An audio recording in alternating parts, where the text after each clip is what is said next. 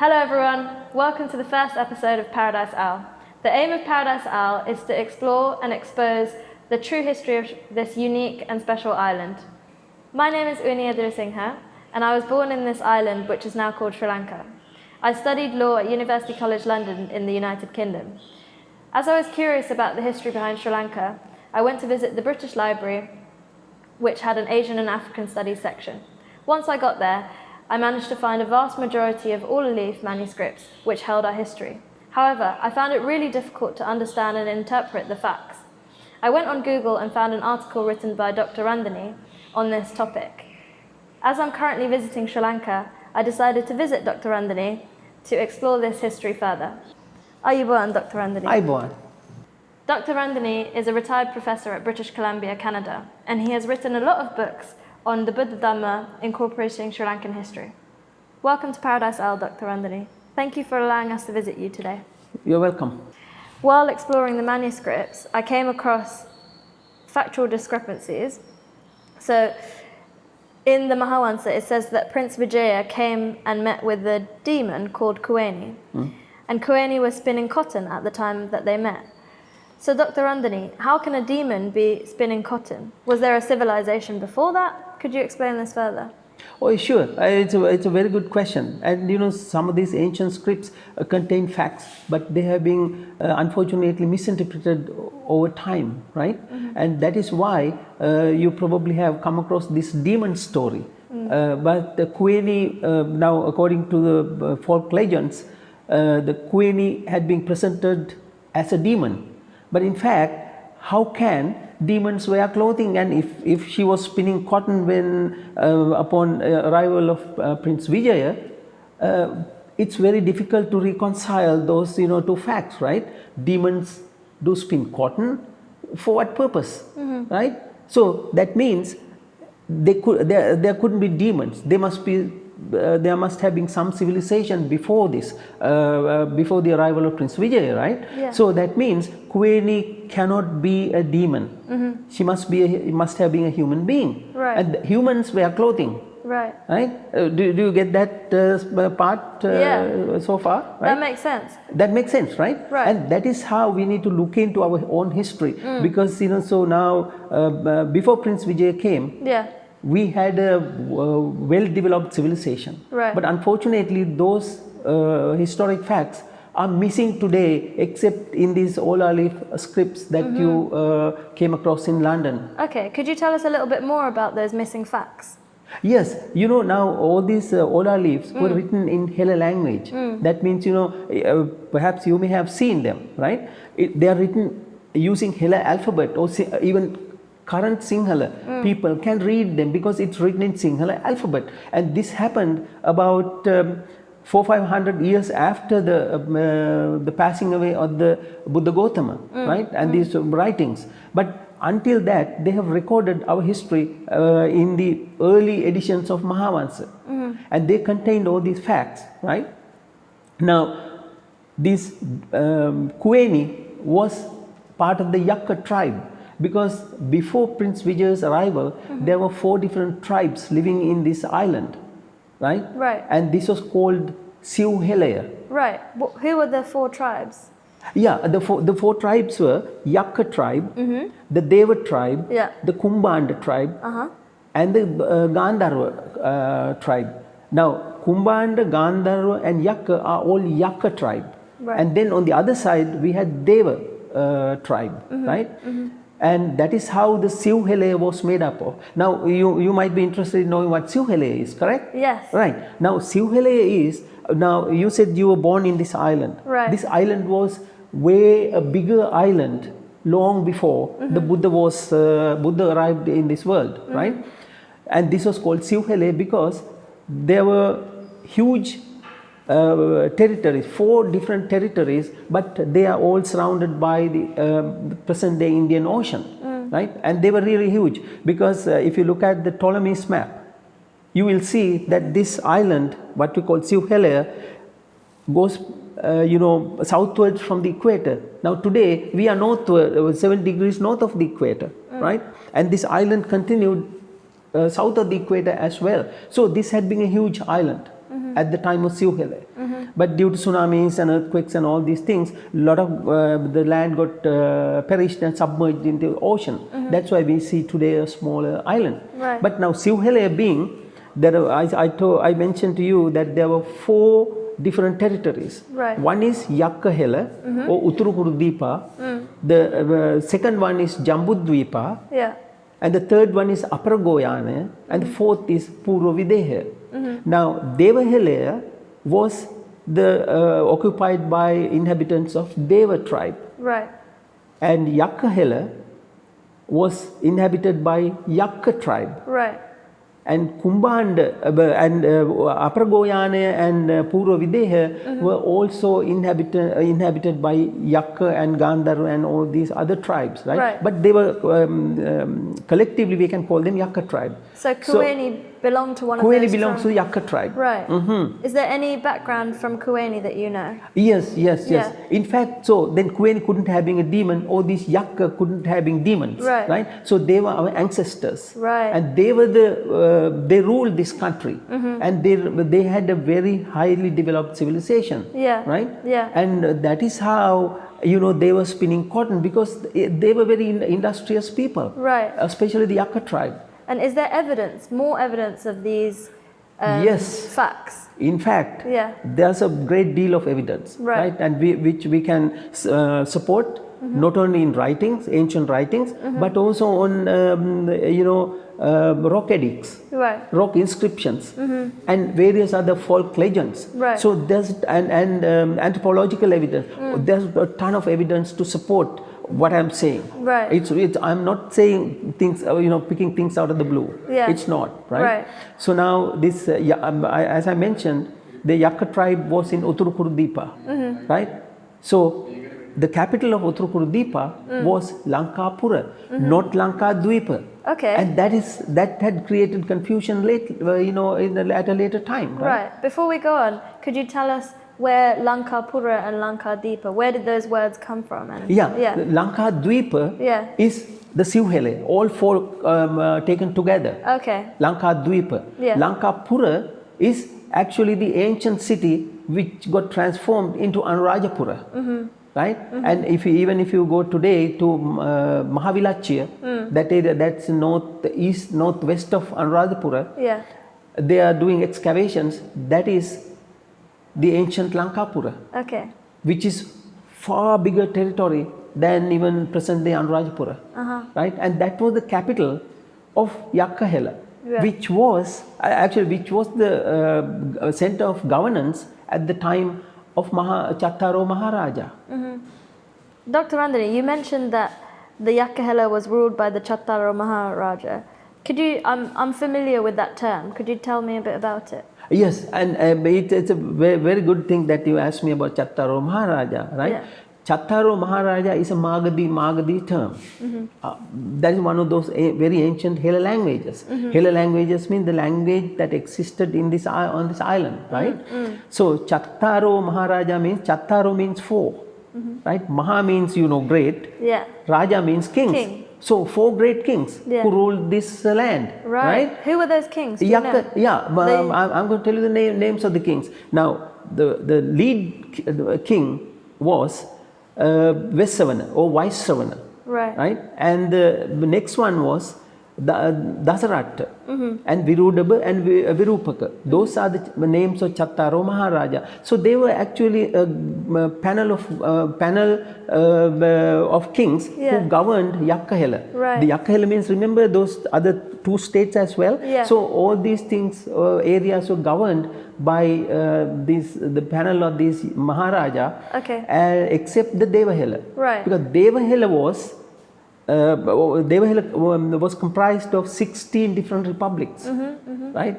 And they are unlike today's what we call a republic, which is a huge territory. These are small kingdoms that made the 16 kingdoms in the Deva Hela. Now, this evidence can be found in the Tripitaka, right? Tripitaka is the undeniable, Buddha Desana and undeniable evidence, right? And which was recorded by Arahant Theros of the past. Right. So they are perfect beings, so they can never write anything unrealistic or wrong. Okay. So because of that, nobody can challenge what is in the Tripitaka. Okay. That is so perfect, and all the information is exactly the true history and the true Dhamma. So is this Tripitaka preserved in Sri Lanka or? No, actually, unfortunately, there were some civil servants. I believe so. They were here around 1860 to 1880, somewhere around that period. Yeah. Which during that period, Sri Lanka was a colony of the United Kingdom, right? Right. Okay. So George Turner was a civil servant in Kegol, today's Sabaragamu province. Yeah. And he found some of our, Tripitaka ancient texts at Matula Alulena. So he purchased just for 2 or 3 pounds and took them to England. And preserved them in England. And preserved in England after he passed away. Okay. And he donated that to the British Library. And that is the thing that you came across. Okay. Right. Yeah. Right? Now, does it make sense? It does make sense. And in fact, I'm not saying that it's a good thing that they removed them from our country, but at least it remains preserved. Yeah. So it is accessible to us. Right. Right. We are interested not only in the Ola leaf, but we are interested in the information what it contains. Okay. Right. Right. So now, Tripitaka is another source that you can look for evidence of your history. Of the history. Dr. Randeni, you mentioned Tripitaka was preserved in the British Library. Who wrote Tripitaka? What's it about? What's inside it? Yeah. Actually, Tripitaka is the Buddha Desana. Right. So it's called 3 baskets, right? The Tripitaka, 3 means in English even 3. Yeah. Pitaka means it's baskets, right? So that means so it's divided into 3 categories. Okay. Because they have categorized the Buddha Desana into 3 different areas. That and what are the categories? Yeah, that one is the Sutra Pitaka. Okay. The other one is Vinaya Pitaka. Other one is Abhidhamma. Right. Right. Those are the 3 baskets. And the author of the Tripitaka was who?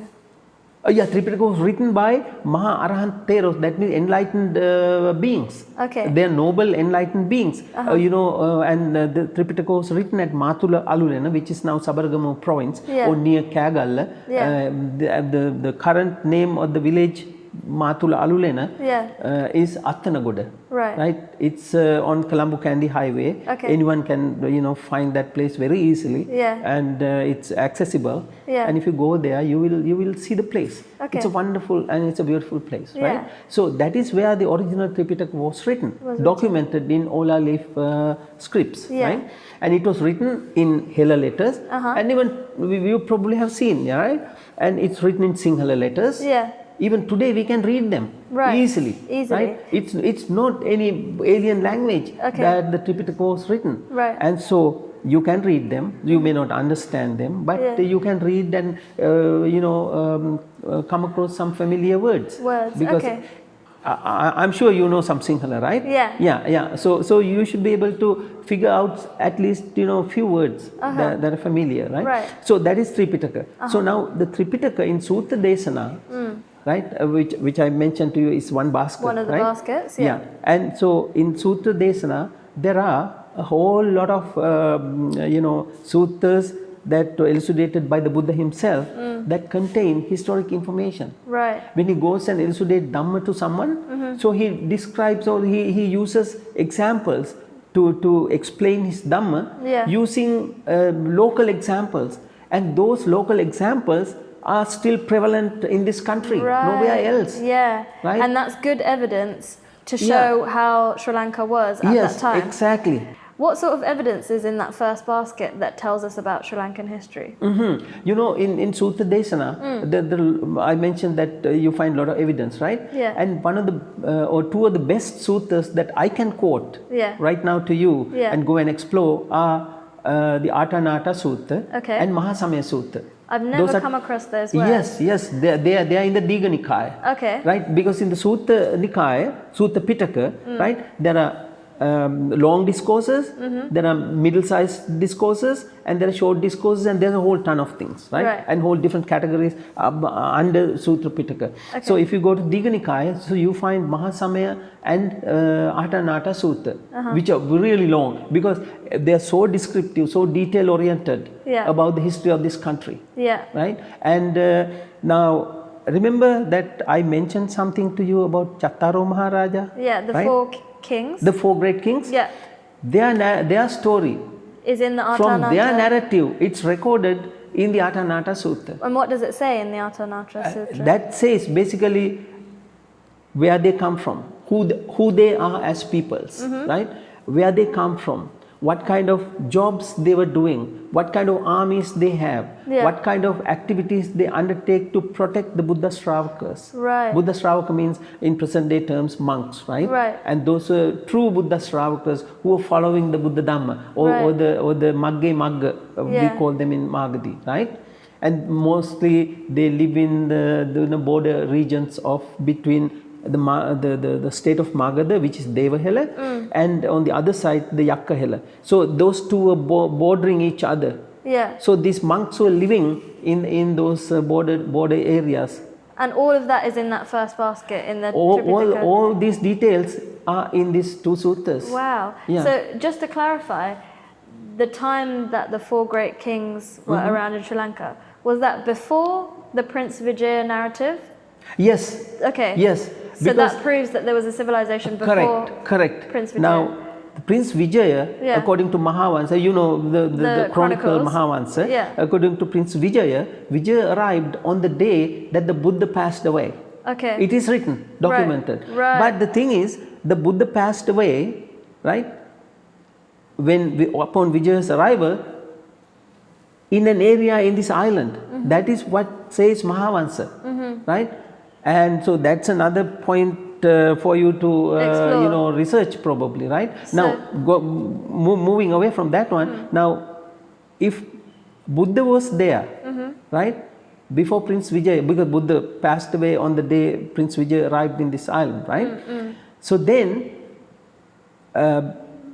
before Prince Vijaya, there had been a huge civilization. A well-developed civilization. Right. And that is why Chattaro Maharaja were ruling. Right. Chattaro Maharaja were Buddha's contemporaries. They have visited him.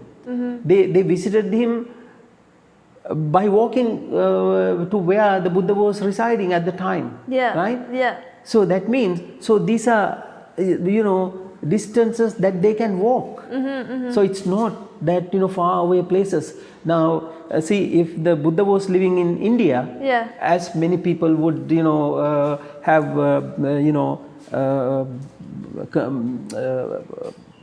considering as correct, right? If Buddha lived in India, then Chattaro Maharaja must have been walking across the Bay of Bengal. Right. Is it a possibility? Impossible. It's impossible, right? Yeah. So then that's another topic for us to discuss in future. Right. But now let's say Chattaro Maharaja went to meet the Buddha, and they made a declaration after approving the declaration in their state assembly. Right. So that means there was a parliamentary system before, during Chattaro Maharaja at Lankapura. Okay. It is not just, a king comes to the Buddha and says, hey, this is what it is. No, it is not. Because in the Atanata Sutra, it is clearly written that in our state assembly, we have approved this declaration. And I am going to present you that approved declaration to you. And this declaration contains these various things. So there was a parliamentary institution. Parliamentary system before that. Right. So then how can you say that it's demons who are ruling there? It's impossible, right? Yeah. All of this evidence of the civilization is in the Tripitaka, but also you mentioned there are some rock inscriptions with some of this evidence. Could you tell me a little bit more about where this rock is, who wrote it, and... but in fact, so there are, I believe, a couple of volumes of books written by Professor Parnavitana, who was a pioneer, along with English archaeologists, right? And who is a Sri Lankan pioneer actually, who went after these rock inscriptions in Ceylon. And so he has written a book here. This is Inscriptions of Ceylon. Okay. Right? And this contains here pretty much every village in Sri Lanka. Yeah. Right? Yeah. And in today's Sri Lanka, every village and every place where we go, and there's a ton of rock addicts. Who wrote these things? Demons cannot write. Right. Right? Okay. And this must be our ancestors who wrote. And no foreigners would come to this island and write rock inscriptions about our history. And how do you carve these fine letters here, right? And I'm going to show it to the camera as well, right? And how do you craft this kind of very clearly documented messages on rock? So these are the rock inscriptions that you mentioned. Yes. I can see there's some languages on there. Yeah. What is the language?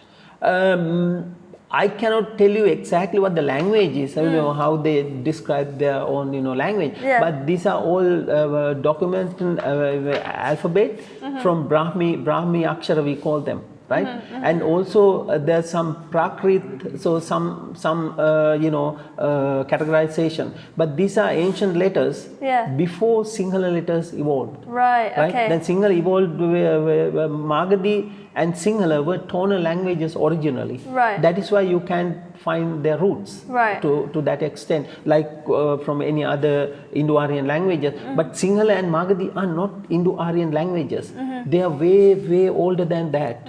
And that's why people cannot find roots of this language. So I believe that these are Brahmi Akshara, according to Professor Parnavitana. Okay. And I'm not going to doubt any of that, in terms of what language it is. But this clearly depicts that is written evidence by your ancestors. That at that time there was a civilization. Yeah, and these are at least during the Buddha era and beyond that. And there's so many of them. Yeah, so many. Yeah. If you look at the numbering, so it's about 1400 something. Wow. In this book alone. That's incredible. Yeah. So where did the original author find these rock inscriptions? These are rock inscriptions that are mostly carved on caves and on granite rocks. Right. And so on caves, so that's where the monks lived. Okay. Right. So the monks lived in the caves and they would write. No, I'm not sure whether the monks wrote them. Okay. But they were written by people who offered the monks their caves because they were on private properties, right? And like today, so all these caves are in jungle or mountain tops or hilltops or everywhere. So these caves where we find all rock addicts and rock inscriptions, they are not arable land. Right. Because Buddha Shravakas never used arable land for them to reside. They used non-arable land. So that's why the monks were in the caves. Cannot be used by anyone else. Right. They use those lands, and that's why these things are restricted to rocky outcrops, rocky areas and hilltops where only the rock caves were available. So they lived in those rock caves. That is their simple life. Yeah. It's unlike, so they had also palaces and everything by royal courts and everything. But the monks lived in, these very simple rock caves, and that is why now most of these messages or the documentation written by our ancestors were read by Professor Parnavitana. Now you will see the index, right? And there's an index and interpretations written about these inscriptions in detail, right? Right. So you find who offered these to Mahasangha. Okay. Or most of these caves have been offered to Mahasangha who are coming from all four directions. That means before Prince Vijaya, right? The monks were here. Right. And the people offered caves, and they were so generous to offer monks with caves. They are on their private property. Yeah. So is it not a civilization then? Yeah. Right? And it's proof with archaeology, not just with transcripts. Yes, and these are solid evidence. Yeah. No one can wipe them away. Yeah. No power can take them away. Yeah. They are written in stone. Yeah. Right? Yeah. And now over 2500 years ago, some people have done these things. That means even, I believe go back maybe 2 millennia, maybe 3 millennia, I don't know, some of them, right? But at least some of the caves were offered to Mahasangha. Yeah. That means after the Buddha. There's in fact one rock inscription, right? Or cave inscription, or what you call them. Yeah. In a place called, in the eastern province, the place is known as Kaliodiya. Okay. And it says one cave was offered to Samana Gothama. Samana Gothama is the Buddha. So that means Buddha was there. Right, okay. It is not he came 3 times. Remember I told you about Lanka Pura and Lanka Dweepa? Yeah. Lanka Dweepa is Siw Helaya. Right. Deva Helaya included. Right. Now Deva Helaya, there's another name for Deva Helaya which is called Janbŭdveepa. I don't know whether you know about Janbŭdveepa. No idea.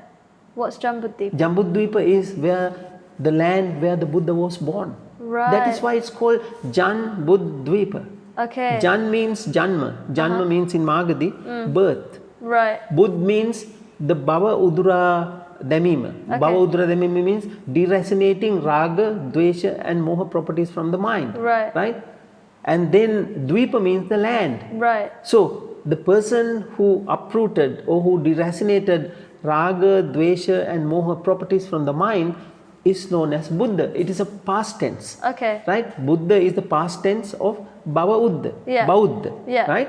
So now the person who deracinate Raga, Dvesha, Moha, Bhava Was born. born in this land. Right. That is what Janbŭdveepa means. So not only is there evidence that Buddha was in a certain cave or was given a cave, but there's evidence that he was born here. Yes, he What's was born in Janbŭdveepa. What's the evidence that he was born here other than the name Janbŭdveepa? We have archaeological evidence. Right. If you go to what you call the present day, it's called Dimbulagala. Okay. Right, and that is known as.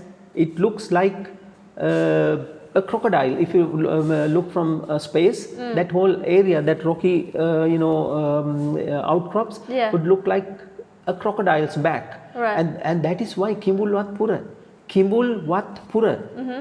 Right? It's a city or area that looks like a crocodile. Right. If you look at this Dimbulagala from space, you will look See the the back crocodile. of a crocodile. That's why this place is known. Because of the transformation of the language, Kimbulwatpura became Dimbulagala. Even that sounds still survive. Dimbulagala, right? That is where the actually Prince Gothama, Siddhartha Gothama was born. Okay. That is in my belief. Right. I don't know anyone else believe that, but that's my belief. Yeah. I know for sure that must be the place. And there's archaeological There's evidence? the archaeological evidence of the palace of King Suddhodana. Right. Suddhodana was his father. Yeah. And in fact, that was written in Robert Knox's book. Okay. And he wrote when Robert Knox, you have heard, he's an English fellow. He's a historian? Yeah. Yeah. Not only historian, he's a naval captain.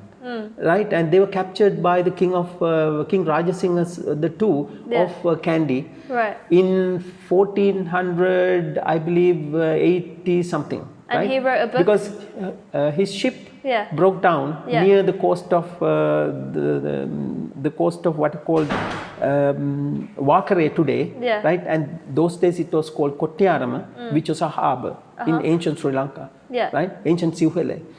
So when his ship was almost wrecked due to storm, wind currents or whatever, at the bad sea weather probably. So he came, he brought his ship for repairs to Kottayarama. This is written in his book, right? And which is called Relationships to Ceylon, right? And he published it in 1496 in London. Right. This is an ancient book, right? And written by Robert Knox. And he says in the book, Prince Siddhartha and Yasodhara got married in that mountain. That is his language. Right. That means he was in Kandy, and someone has shown him the mountain. That is Dimbulagala mountain beyond Kandy, on the eastern flanks of Kandian hills. So altogether, there's evidence that Buddha was given a cave here, that he was born here, and he was also married here. So it must be that he lived his life here. There are a lot more evidence that the Buddha was present here more than 3 times. More than 3 times. Right? And there was a Sri Lankan scholar by the name Dr. Adhikaram. Okay. Right? And Dr. Adhikaram wrote in his PhD thesis, right? And after defending his thesis and after earning his PhD, he wrote an article, I believe in 1940 somewhere, to a known Sri Lankan newspaper. The Buddha never visited Sri Lanka and Buddha never left Sri Lanka. He was there the whole time. So what does it say? It says that he was there the whole time. Yeah, right. So these are clues that we gather, but people don't consider these things, these subtle clues that are left by our ancestors, right? So they don't take now. Why do you think the interpretation got confused? Is it because I the think language so, for is different hard? reasons, for different historic reasons, because there were invasions of this country by so many foreigners for about 450 years. This was invaded and colonized by various foreign entities, right? So then they changed the history, they destroyed history, they changed the history, and they rewrote history. And in rewriting our history, right, that was rewritten by people who had no idea about the context or about the times, about the people or our culture.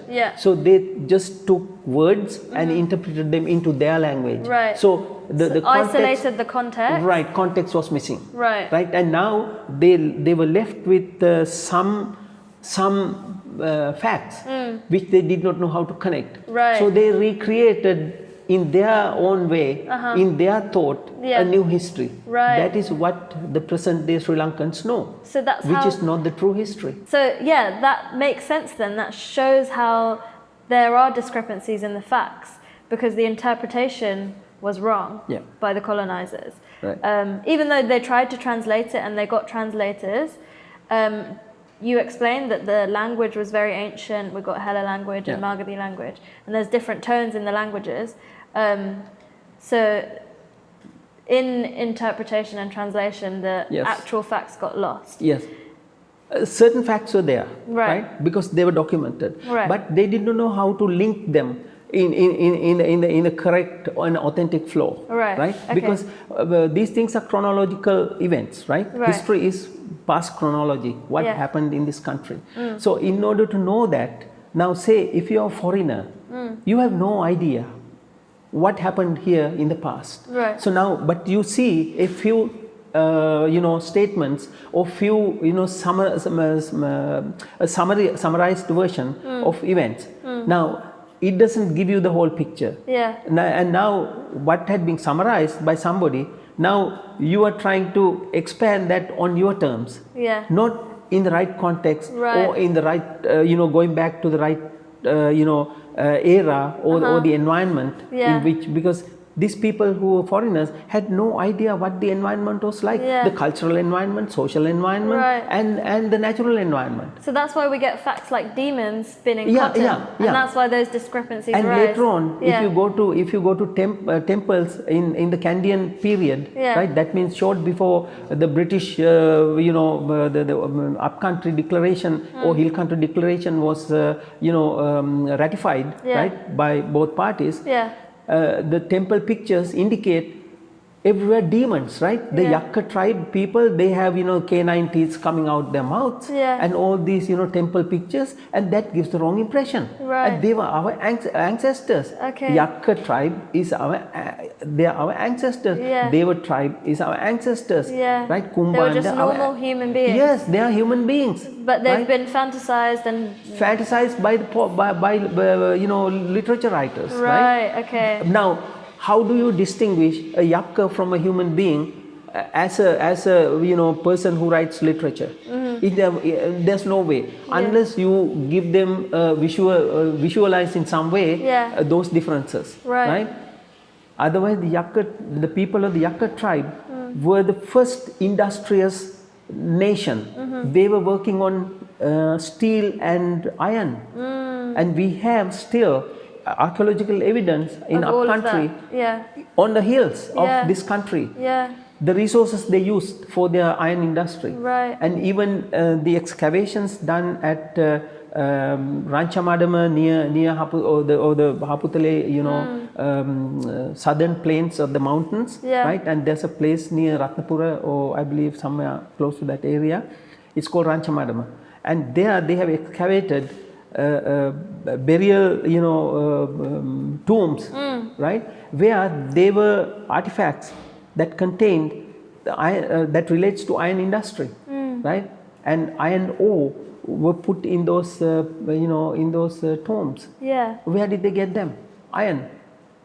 Right? Even in the Tripitaka, Buddha used iron and rust as examples. People who did not, you can talk about rust as examples to any person who has no clue about iron. Right. Right? So why would Buddha use those kind of examples? Unless they Unless they they were had there been a and civilization they before, existed, right? Yeah. So it seems like there's a lot to talk about in this conversation, and we've touched on a little bit of the topics today. I hope to continue this conversation in future Paradise Owl episodes. Thank you for having us, and we're grateful that you answered all our questions. Thank you so much. Thank you for joining us on our first episode of Paradise Isle. I've learnt a lot today, and I hope you have too. But it's clear from our conversation with Dr. Randeni that there is a lot more to discover of our island. I hope that you stay tuned with us and join us on future episodes. Thank you.